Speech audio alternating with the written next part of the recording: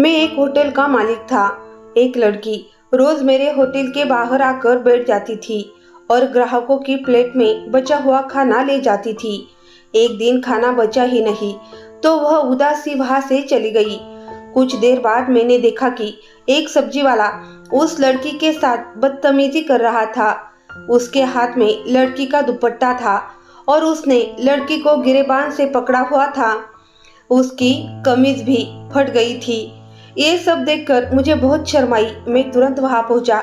सब्जी वाला कहने लगा कि इसने उसके ठेले से सब्जी चुराई है। मैंने जैसे तैसे मामला शांत कराया, लेकिन वह लड़की रोते हुए वहां से चली गई। मैंने उसका पीछा किया और जो देखा उससे मेरी रूह कांप गई। वह लड़की फिर मेरे सामने थी, हाथ में एक थैला लिए खड़ी थी।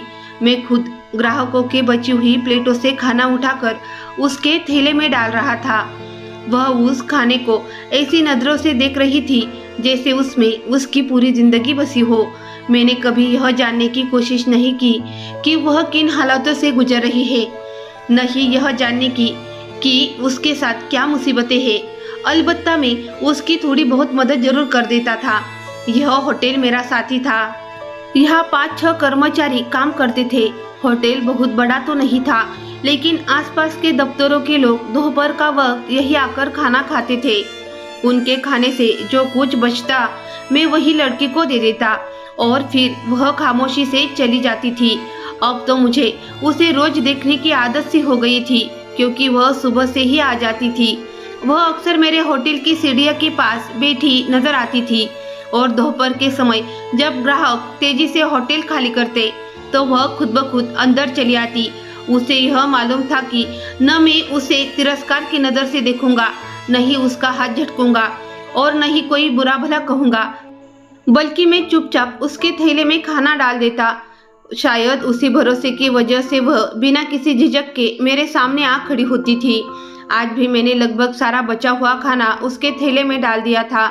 उसने एक शुक्रिया भरी नजर मुझ पर डाली और बिना कुछ कहे खामोशी से चली गई। उस 13 साल की बच्ची की आंखों में जो कृतज्ञता के आंसू थे, उन्होंने मुझे अंदर तर झकझोर दिया।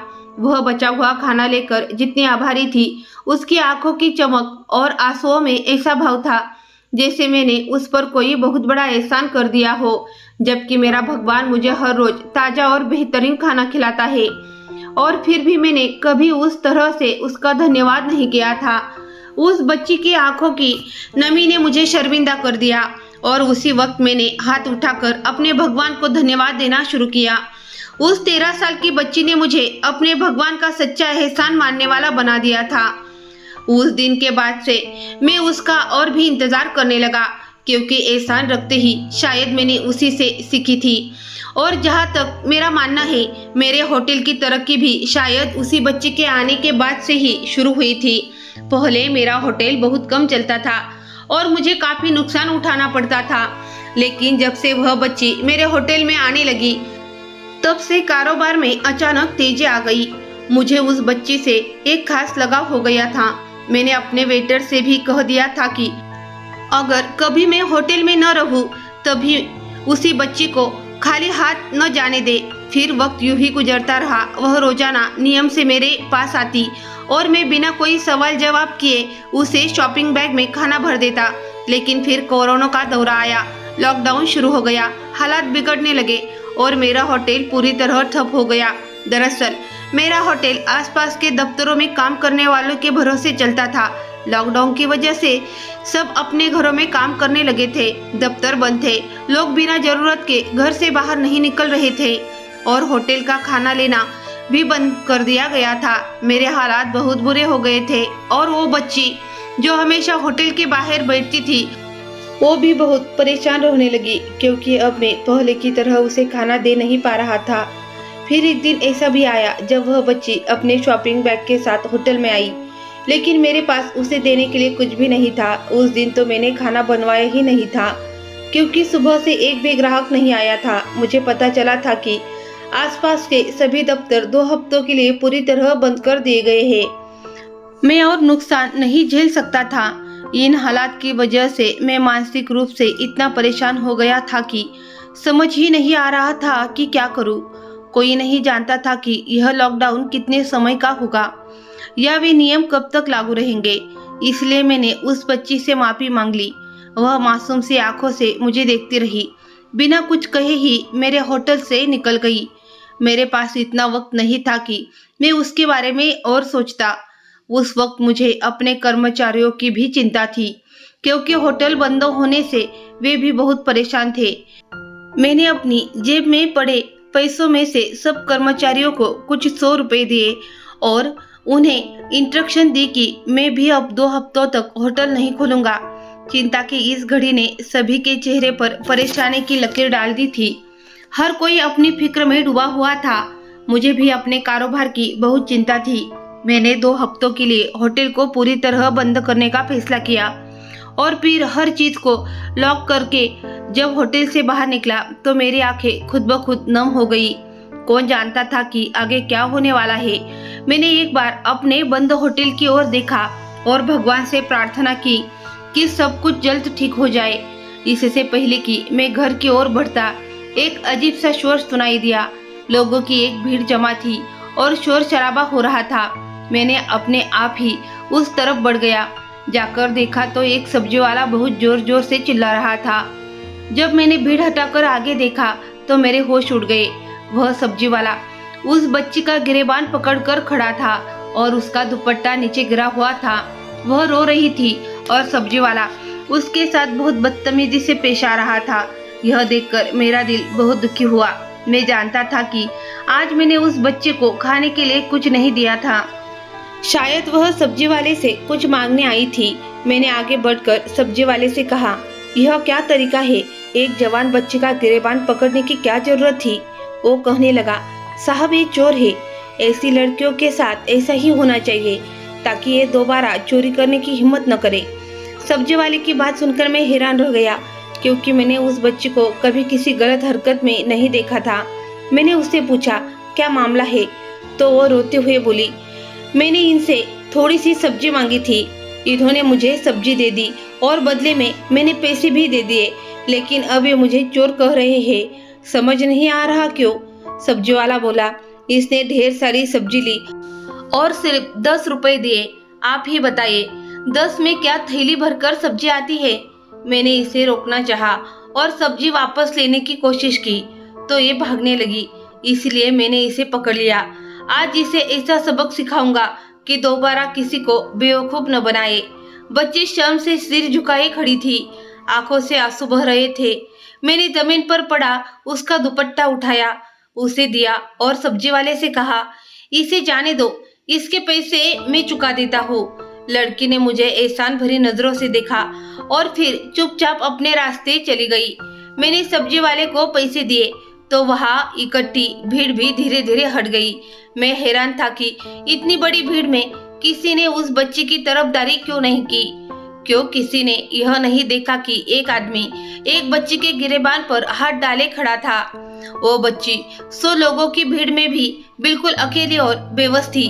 सब्जी वाले को पैसे मिलते ही वो चुपचाप चला गया और मैं जो घर जाने वाला था न जाने क्यों उस बच्चे के पीछे पीछे चल पड़ा।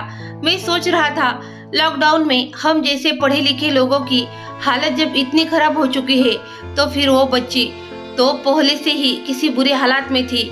न जाने कहाँ रहती थी, उसका क्या हाल था। बस दिल ने चाहा कि उसे जानूं, इसलिए इसके पीछे चल पड़ा। इस बड़े से इलाके के पीछे एक झुग्गी बस्ती थी। वो बच्ची तेजी से उस बस्ती में दाखिल हुई और एक छोटी सी झोपड़ी में चली गई। मैं कुछ देर तक बाहर खड़ा रहा, फिर किसी सोच के तहत झोपड़ी का पर्दा हटाया। अंदर का मंजर देखकर मेरे होश उड़ गए। चारपाई पर एक बूढ़ा आदमी लेटा हुआ था और वह बच्ची जल्दी जल्दी उस सब्जी से कुछ पकाने की कोशिश कर रही थी। झोपड़ी के अंदर बस वही 2 लोग थे, लेकिन वह बच्ची बहुत सारा खाना तैयार कर रही थी और मुझसे भी वह हमेशा ज़्यादा खाना ही ले जाया करती थी। 2 लोगों के हिसाब से वह खाना बहुत ज़्यादा था। मैंने धीरे से उसे आवाज़ दी तो वह एकदम चौंक गई और मुझे देखकर डर गई। वह कहने लगी, साहब मैंने चोरी नहीं की थी। उस सब्जी वाले को मैंने 10 रुपए दिए थे क्योंकि मेरे पास बस उतने ही पैसे थे। मैं मुस्कुरा कर बोला, मैं अंदर आना चाहता हूँ। उसने मुझे अंदर बुला लिया। मैं उस बूढ़े आदमी के पास जाकर बैठा तो वह बताने लगी, ये मेरे बाबा है। पहले ये नौकरी करके घर चलाते थे, मगर एक एक्सीडेंट में उनकी कमर में ऐसी चोट लगी कि अब ये बिस्तर से उठ नहीं सकते और इसी वजह से मैं कोई काम नहीं कर सकती, क्योंकि मैं ज्यादा देर तक घर से बाहर नहीं रह सकती। मैंने झोपड़ी पर एक नजर डाली जहाँ जिंदगी की जरूरत का सामना तक मौजूद नहीं था। फिर मैंने उस बच्ची से पूछा, तुम इतना सारा खाना क्यों बना रही हो? और जो बात उसने बताई वो सुनकर तो मेरे पैरों तले जमीन खिसक गई। मैं हैरत से उस 13 साल की बच्ची को देखता रहा, जो उम्र में तो मुझसे बहुत छोटी थी, मगर सोच और हिम्मत में शायद मुझसे कहीं बड़ी थी, क्योंकि जो बात उसने बताई उसे सोचना भी किसी आम इंसान के लिए मुमकिन नहीं था। कई देर तक मैं उसे देखता रहा। फिर मैंने उससे वादा किया कि मैं उसकी पूरी मदद करूंगा और उसके नेक काम में उसका साथ दूंगा। यह सुनकर वह बच्ची बहुत खुश हो गई। कुछ देर उसके बाबा के पास बैठने के बाद मैंने कुछ पैसे उसके हाथ में रखे और फिर वहां से वापस लौट आया। मैं भूल गया था कि मेरे अपने हालात क्या है, कैसी मुश्किलों में मैं घिरा हूँ। बस एक ही बात याद रह गई थी, वह बच्ची और उसका हौसला। अगर एक झोपड़ी में रहने वाली साधारण सी बच्ची इतना बड़ा दिल और हिम्मत रख सकती है तो फिर मैं क्यों नहीं। यह सोच मुझे एक नए रास्ते पर ले आई थी। मैंने उसी वक्त अपने वेटरों को दोबारा फोन किया और स्टाफ को होटल दोबारा खोलने का आदेश दे दिया। अगली ही सुबह मैंने होटल खोल लिया। मेरा सारा स्टाफ तेजी से काम में लग गया।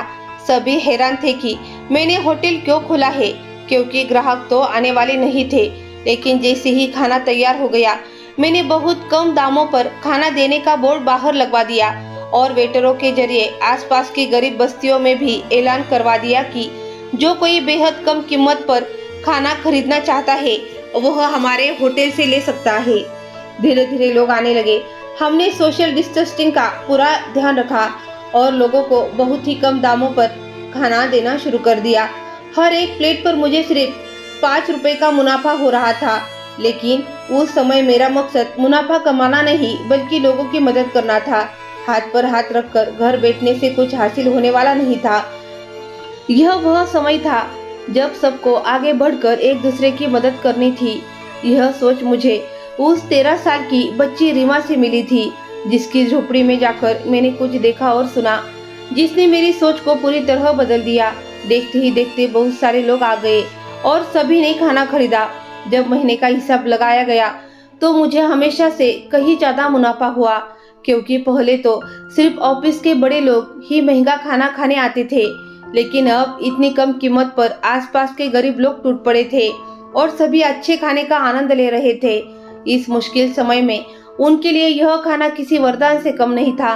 मैंने तुरंत अपने वेटरों को उनके हिस्से की मजदूरी दे दी और उन्हें यह इजाजत भी दे दी कि वे इस ताजे खाने में से जितना चाहे अपने घर ले जाए और आसपास के गरीब लोगों में बांट दे। यह सुनते ही उनके चेहरे खिल उठे। सभी ने जरूरत के मुताबिक खाना लिया और चले गए। अगले दिन जब मैं होटल पहुंचा तो हैरान रह गया। मुझसे पहले ही सारा स्टाफ वहां मौजूद था। उनमें एक अलग ही जोश था। वे सभी पहली बार मुझे इतनी लगन और दिल से काम करते नजर आए। फिर देखते ही देखते पहले से भी ज्यादा मात्रा में खाना तैयार किया गया और खाने वालों की संख्या भी बढ़ गई। जिन जिन लोगों को पता चला कि बहुत ही मामूली कीमत पर अच्छा खाना मिल रहा है और जो लोग इसकी कीमत नहीं चुका सकते उनके लिए मुफ्त में खाने का भी इंतजाम है, तो हर कोई वहां चला आया। मैंने इतनी कम कीमत रखी थी कि बिना कीमत दिए कोई भी खाना लिए बगैर नहीं गया। सभी ने अपनी हैसियत के मुताबिक पैसे अदा कर दिए। जब मेरे दोस्त को इस बारे में पता चला तो वह बहुत हैरान हुआ और मुझे बेवकूफ कहने लगा। उसने मुझे फोन किया, पहले पूरी बात पूछी और जब मैंने बताया कि मैं ये सब सिर्फ इसलिए कर रहा हूँ ताकि मुश्किल वक्त में लोगों की मदद हो सके, मैं इसमें कोई खास मुनाफा नहीं कमा रहा, तो वह कहने लगा, लॉकडाउन में तो तुम दूसरों की मदद कर रहे हो, लेकिन लॉकडाउन के बाद खुद कटोरी लेकर खड़े हो जाओगे। जिन लोगों से तुम हमदर्दी कर रहे हो वो तुम्हें पलटकर भी नहीं पूछेंगे। फिर उसने कहा, अगर इसी तरह अपनी सारी जमा पूंजी लुटा दोगे तो अपनी बीवी बच्चों के लिए क्या बचेगा। उसकी बातें सुनकर मैंने कहा, मैं ये सब भगवान की खुशी के लिए कर रहा हूँ और इसीलिए मुझे धन देने वाला भी वही है। जिन लोगों को इस बारे में पता चला उन्होंने भी मुझसे हमदर्दी जताई और कहा कि शायद मैं अपने होश खो बैठा हूँ। लोग कहने लगे कि मैं अपने होटल की प्रतिष्ठा खराब कर रहा हूँ और अपनी जमा पूंजी बर्बाद कर रहा हूँ, लेकिन सिर्फ मेरी बीवी थी जो मेरे साथ खड़ी थी। उसका कहना था, अगर आपकी नीयत नेक है तो मंजिल खुद ब खुद आसान हो जाएगी। उसकी हिम्मत से एक काम मेरे लिए आसान हो गया था। वो भी मेरे साथ होटल आने लगी थी। ज्यादातर औरतों को वह खुद अपने हाथों से खाना पैक करके देती थी। जब औरतें झोली भर भर के हमें प्रार्थनाएं देती तो मेरी बीवी की खुशी का कोई ठिकाना नहीं रहता। अक्सर रात को जब हम थक हार कर बिस्तर पर लेटते तो मेरी बीवी कहती, मैंने जिंदगी में कभी इतना सुकून महसूस नहीं किया जितना मुझे इस काम को करके हो रहा है। मेरे घर में किसी चीज की कमी नहीं थी। मेरी बीवी एक आरामदायक जिंदगी देख चुकी थी, लेकिन ये सेवा करके वो भी बहुत खुश थी। कुछ दिन गुजरे तो मेरे पास खाना बनाने के लिए पैसे भी नहीं बचे थे, क्योंकि जो भी थोड़ा बहुत मुनाफा हुआ था उससे मैंने बिल वगैरह अदा कर दिए थे। अब मेरा बैंक बैलेंस वाकई खत्म हो गया था और मैं सोच रहा था कि आगे खाना कैसे बनेगा, क्योंकि खाने के अलावा बिजली, गैस आदि के बिल भी देने होते हैं। मैं इन्हीं सोच में डूबा हुआ था कि अचानक एक शख्स मेरे होटल में आया। मुझे लगा वह भी शायद खाना लेने आया है, इसीलिए मैंने उसे खुद साइड में बुला लिया, क्योंकि भीड़ ज्यादा थी और हम सोशल डिस्टेंसिंग का भी ध्यान रख रहे थे। मैंने उससे कहा, आप भी मुझे बता दीजिए कि आपको क्या चाहिए, मैं उसे दे देता हूँ। तो उसने मेरी तरफ एक चेक बढ़ाया और कहने लगा, मैं यह देने आया था। और यह देखकर मेरे होश उड़ गए कि उसके हाथ में 50 लाख का चेक था। वह कहने लगा, मैं पिछले कई दिनों से आपको यह नेक काम करते हुए देखता आ रहा हूँ। यहाँ करीब में ही मेरा दफ्तर है। लॉकडाउन की वजह से हमने वह बंद कर दिया है। मैं यहाँ कभी कभी दफ्तर की देखभाल के लिए आता हूँ, तो मुझे पता चला कि आप बहुत लोगों के काम आ रहे हैं। मैं भी इस नेक कार्य में आपका हिस्सा डालना चाहता हूँ। फिर वह मुझसे बिना कुछ पूछे वह जग देकर चला गया और मैं भगवान की तरफ से आई इस मदद पर बिल्कुल हैरान रह गया। उसके बाद तो यह सिलसिला चलता चला गया। कभी कोई एनजीओ वाला आकर मेरी मदद कर देता, तो कभी कोई भगवान की तरफ से देवदूत जैसा इंसान आता, और इस तरह यह सिलसिला जारी रहा। 2 महीने तक मैं यूं ही लोगों को खाना खिलाता रहा और फिर लॉकडाउन में कुछ नरमी हुई तो मैंने अपना होटल फिर से खोल लिया, लेकिन अपनी कीमत में बढ़ोतरी नहीं की। जो लोग पहले मेरे पास आते थे वो फिर से आने लगे, लेकिन हैरत की बात यह थी कि अब मेरे और भी ग्राहक बन गए थे। अब लॉकडाउन खत्म हुआ और लोगों के हालात बेहतर हुए। तब तक उन्हें मेरे खाने का स्वाद का मजा लग चुका था। वे अब सही कीमत पर भी खाना खरीदने को तैयार थे। अब मेरे होटल पर दिन रात भीड़ रहने लगी थी। लोग बाहर बारी बारी से खड़े होते और मैं बस भगवान का शुक्र अदा करता रहता। मैं उस 13 साल की रीमा को कभी भी नहीं भूल सकता था, जिसने मुझे यह रास्ता दिखाया था। मैं जो भी कमाता उसमें से कुछ रीमा को भी भेजता था, क्योंकि वह भी अपने इलाके में यही नेक काम कर रही थी। मेरे होटल से जो भी खाना वह लेकर जाती थी वह उसे अपनी जनसंख्या में मौजूद गरीब बच्चों में बांट देती थी। और उस दिन भी जब वह सब्जी लेकर गई थी तो वह बहुत सारा खाना तैयार कर रही थी। मैंने हैरान होकर पूछा, तुम्हारे घर में तो सिर्फ तुम और तुम्हारे बाबा है, फिर यह इतनी सारी सब्जियां क्यों पका रही हो? तो वह कहने लगी, पास पड़ोस के लोग कई दिन से भूखे हैं, खासकर लॉकडाउन के बाद से तो सभी के घर के चूल्हे बुझ गए हैं, इसीलिए मैं अकेले कैसे खा सकती हूँ।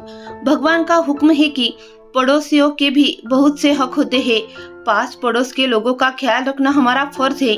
यही वजह है कि मैं जो भी थोड़ा बहुत पकाती हूँ उसमें से सबको बांट देती हूँ। अगर मैं सब कुछ अकेले ही खा जाऊंगी तो भगवान को क्या जवाब दूंगी? जब मेरा पड़ोसी भूखा था और मैं पेट भरकर सो गई थी, आज जितनी भी सब्जी मुझे मिली है वह भी भगवान की कृपा से मिली है। इसीलिए मैं उसे भी पास पड़ोस में बांटकर ही खाऊंगी, ताकि कोई भूखा न सोए। रीमा की बात सुनकर मैं कांप उठा। आज तक मैंने कभी इस तरह नहीं सोचा था। जैसी सोच उस बच्ची की थी, फिर मेरी आंखों के सामने ही उस बच्ची ने ढेर सारा खाना तैयार किया। वह कोई खास खाना नहीं था, बस उबली हुई सब्जियां थी। लेकिन जैसे ही खाना तैयार हुआ उसने आवाज लगाई और आस पड़ोस के बहुत सारे बच्चे प्लेट लेकर आ गए।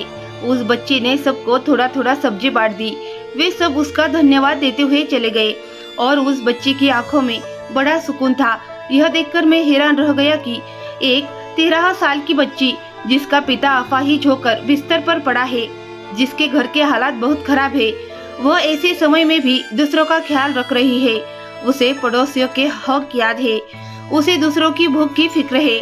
और एक मैं था जिसकी जेब अभी भी खाली नहीं हुई थी। बैंक में पैसे थे, घर में सभी सुविधाएं थी, बेबी बच्चों को किसी चीज की कमी नहीं थी। फिर भी मेरी सोच वैसी क्यों नहीं थी? मेरे पास सब कुछ था, फिर भी मुझे आने वाले कल की चिंता थी। जबकि वह बच्ची खाली हाथ थी, फिर भी उसने अपने कल की नहीं बल्कि दूसरों की आज की चिंता की। अगर समाज में बदलाव लाना है तो सबसे पहले अपनी सोच बदलनी होगी। यह मुझे इस बच्ची ने सिखाया। उसी दिन मैंने फैसला किया कि इस मुश्किल समय में मैं भी उस बच्ची की तरह पास पड़ोस और गरीब बस्तियों का ख्याल रखूंगा। मेरे जरा से ख्याल ने न केवल उनके घरों में रोजी पहनाई, बल्कि मेरे अपनी रोजी में भी ऐसी बढ़ोतरी हुई कि आज लॉकडाउन खत्म हुए 4 साल हो गए हैं, लेकिन एक दिन भी ऐसा नहीं गया जब मेरे होटल में ग्राहक की भीड़ न रही हो या जब मैंने पहले से ज्यादा मुनाफा न कमाया हो। मैं यह समझ गया हूँ कि अगर इंसान सच्ची नीयत से अपना सब कुछ भगवान की राह में खर्च करे तो भगवान अपने अदृश्य खजाने से उसे इस कदर कृपा करता है कि वह खुद हैरान रह जाता है। आज जब मैं पीछे मुड़कर देखता हूँ तो हैरान होता हूँ कि जिस दिन मैंने अपना होटल बंद किया था मेरे बैंक में सिर्फ 80,000 थे और आज मेरे पास लगभग 80 लाख रुपए है। मैं इस पैसे को गरीब की भलाई और भत्ते के लिए इस्तेमाल कर रहा हूँ, क्योंकि मुझे यकीन है कि जब मैं ये 80 लाख खर्च कर दूंगा तो भगवान मुझे इससे भी ज्यादा देगा। यह बात भगवान पर यकीन और इनाम की है। यह बात अपने फर्ज निभाने और भगवान के हुक्म पर चलने की है। आप भी एक बार भगवान के हुक्म पर चल के देखिए, पड़ोसियों का ख्याल रखिए, फिर देखिएगा कि भगवान अपने अदृश्य खजानों से कैसे कृपा करता है।